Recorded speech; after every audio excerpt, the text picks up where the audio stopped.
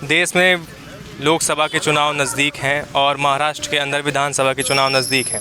ऐसे में जनता की क्या है राय, जनता क्या चाहती है अपनी सरकार से, कितनी अपेक्षाएं हैं उनके उम्मीदवारों से और क्या है उनकी मांगें, किन पर काम करना बाकी है और कहां कहां हुआ है काम, आइए जानते हैं। हम हैं अभी अमरावती में और बात करेंगे लोगों से, क्या है लोगों की मंशा।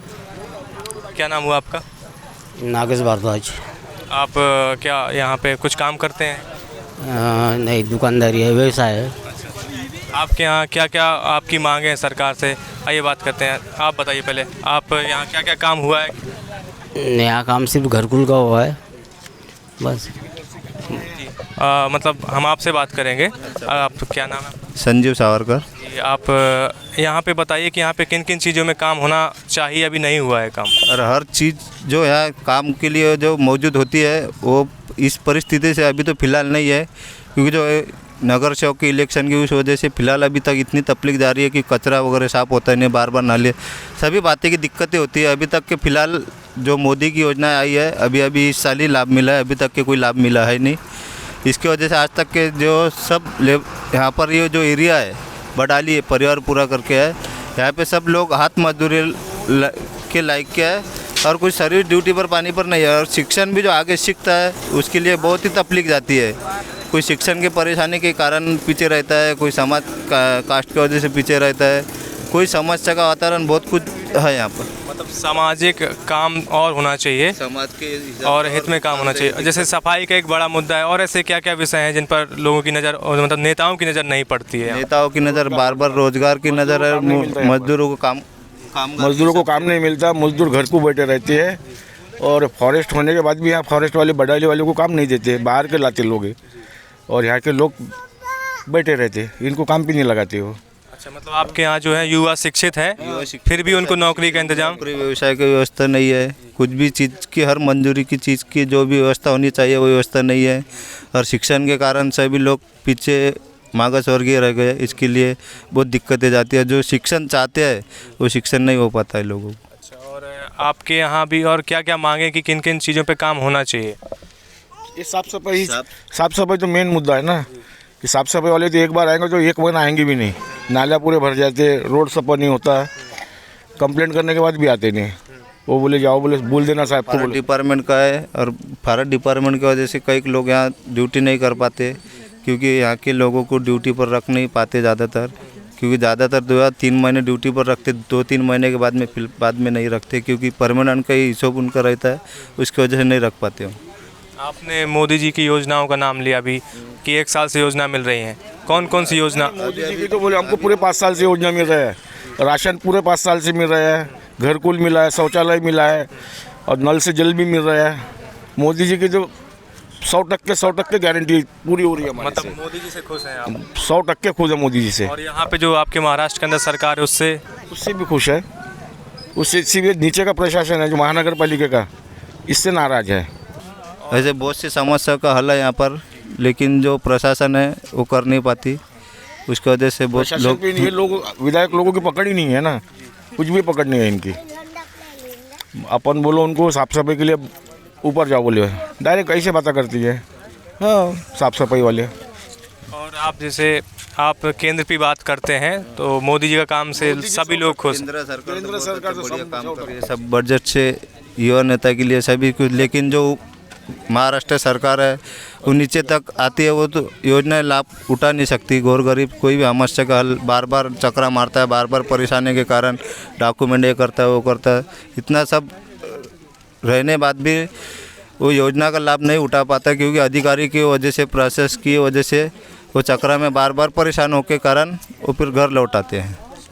यहाँ पे जैसे छोटे छोटे इतने बच्चे हैं, सबको इनको शिक्षा अच्छे से मिलती है, स्कूल वगैरह जाते हैं? स्कूल में तो शिक्षा मिलती है, महानगर पालिका 14 नंबर स्कूल में शिक्षा तो बराबर मिलती है, शिक्षा का कोई बात नहीं है, शिक्षा बहुत अच्छी है। शिक्षा के बाद रोजगार की बड़ी समस्या। रोजगार है, फॉरेस्ट होने के बाद भी बाहर के लोग लाते और गाँव के लोगों को लगाते नहीं। और यहाँ पे मजदूरी का क्या रेट रहता है? एक दिन की मजदूरी में कितना रुपए मिलता है? 400 रुपये। हाँ, 400 रुपये। आदमी और जो महिलाएं हैं उनको? महिलाओं को 250 रुपये, आदमी को 400, महिलाओं को 250 रुपये। वो भी दिन भर काम करना लगेगा 8 घंटे। 8 घंटे? हाँ, तब मिलेगा, वही मेहनत का काम करना लगेगा। ऐसा कुछ तो नहीं सुविधा वाला कि बैठे रहेंगे पैसा मिलेगा, ऐसा नहीं, काम करेंगे तो पैसा मिलेगा ना। हाँ, नहीं तो कुछ भी नहीं मिलता। हाँ। हम तो ये बोलते हैं कि फॉरेस्ट में हमारे लोग लगने होना, बाहर के जो मजदूर लाते हैं ना हमारे यहाँ के बाया आदमी, फॉरेस्ट में लगने होना बस। जो 2-3 बड़े विषय नज़र आते हैं सामने, वो कि लोगों को रोज़गार मिले और आसपास के क्षेत्र में सफाई हो। सफाई से बहुत सी बीमारियां भी फैलती, सफाई ना होने से मच्छर होंगे। जी, पूरे गांव में मोहल्ले में गंदगी भरी हुई है, अभी भी आज भी जाके देखो। लेकिन कोई नगर सेवक के पास गए अपन तो नगर सेवक कोई एक्शन नहीं लेता। अभी इधर का नहीं, बोले अगले 8 दिन में होगा। 8 दिन में इतनी फुल हो जाती नाली तो मच्छर बड़े बड़े पैदा होते हैं और उससे डायरिया, मलेरिया और बीमारी, हर तरह की बीमारी फैल रही है। वो कौन साफ करेगा? प्रशासन ख्याल ही नहीं रखता। अभी आयुक्त का काम है ना, अभी महानगर पालिका है ना, 3 साल से तो चुनाव हुए नहीं। नगर सेवक बोलते हमारे हाथ में कुछ नहीं है, फिर क्या करेंगे हम? आप लोग मतलब मांग रखने गए वहाँ पे कि सफाई हो? मांग रखने गए, नगर सेवकों के पास गए, नगर सेवक बोलते हाँ 8 दिन के बाद आ जाएंगे भैया। 8 दिन में कितना बीमारी फैलता ये तो आपको ही पता है ना।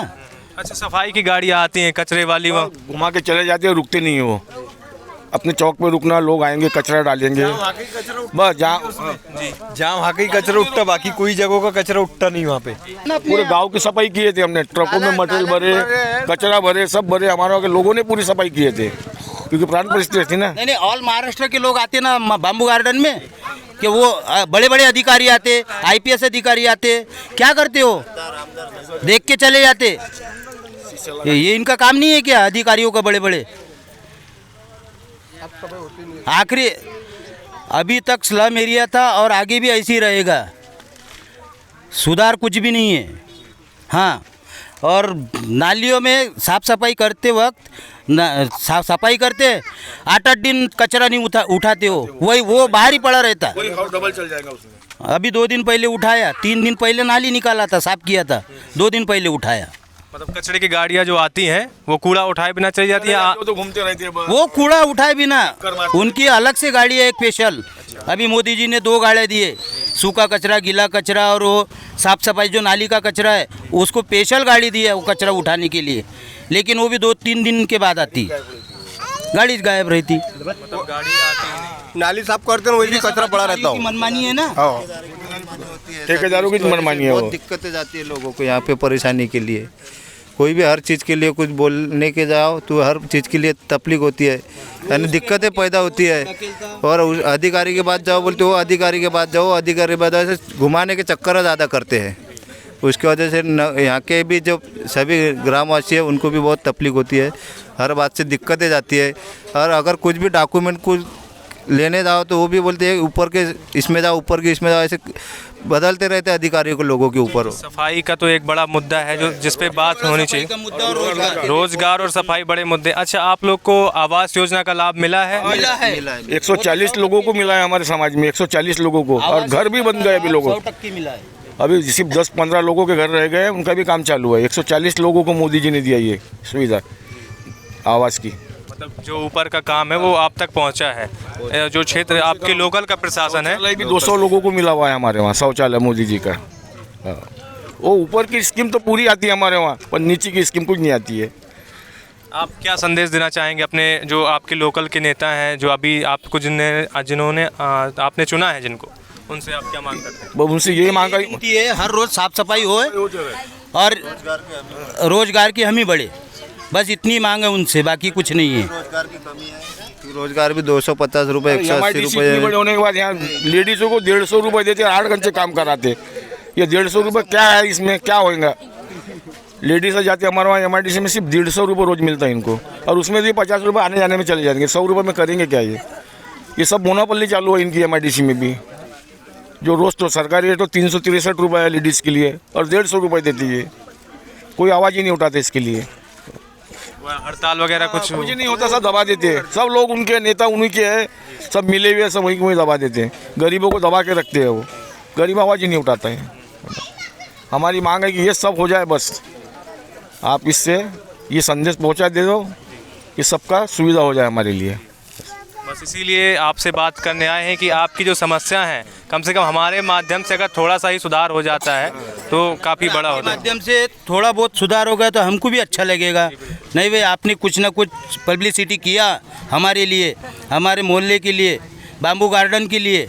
अभी भी जो बाम्बू गार्डन में ग्राहक आते रोज़, वो उधर से कुछ मोनोपाली वगैरह चॉकलेट बिस्किट के पूड़े वगैरह लेते और रास्ते से खाते खाते कहीं भी फेंक देते। ये कचरा उसी का ही पड़ा है।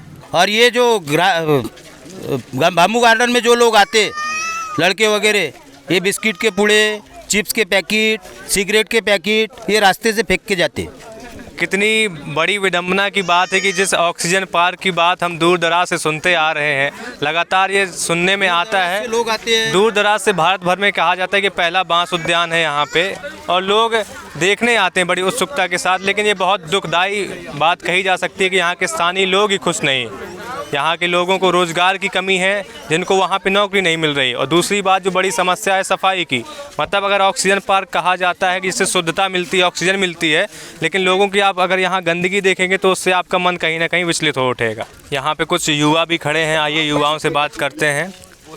हमारे वहाँ पे सरकारी संडास सफा नहीं होती है, बहुत गंदगी होती है वहाँ पे। अरे संडासों में नल नहीं है, लाइट नहीं है, कुछ नहीं है, डब्बे लेके जाना पड़ता है वहाँ पे। नापसी खराब है वहाँ पे की, पानी बेकार है, संडास साफ सफा नहीं रहती है हमारे वहाँ पे, साफ सफा करने के लिए आती नहीं है वहाँ पे। तो उसके लिए हमारे को साफ सुथरा के लिए होना। अरे ये रोडों पे बहुत ज़्यादा गंदगी रहती है, संडास वगैरह रोड पर ही करते हैं। संडास अपनी संडास खराब रहती है ना, तो रोड पर संडास करते हैं लोग। रात बेर रात में आते हैं और शेर वगैरह रोड में आते हैं ना, तो उसकी भी सुविधा कुछ है ही नहीं। हमने कंप्लेंट 2-3 बार करी है फॉरेस्ट इसमें ऑफिस में, तो कोई वो कार्रवाई लेते नहीं है वो। अच्छा, जो लेपर्ड कहा जाता है कि आपके एरिया में लेपर्ड दिखता है आए दिन, तो अभी तक दिखता है वो लगातार? हाँ दिखता है ना, रात बेरात में आता है ना वो, आता है। और हमारे को बच्चों को डर है, रात में वो आता है, इधर आता है, हमारे बच्चों को डर है।